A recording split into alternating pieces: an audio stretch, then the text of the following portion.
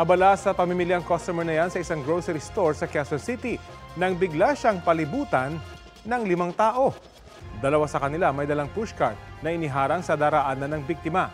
Ang pangatlong babae, dumikit sa likuran ng biktima at pinunteriya ang bag nito. Ilan pang kasabwat ang pumalibot at humarang sa biktima. Nagpulasan sila nang dumating ang mga attendant ng grocery. Ayon sa mga otoridad, ipit gang ang tawag sa grupo. Binubuo ng hindi bababa sa 5 tao. At ang modus nila, palibutan ng target at tangayin ang mga gamit nito. Naaresto ang 3 miyembro umano ng grupo matapos magsumbong ang isang concerned citizen na naaktuhan silang nambibiktima.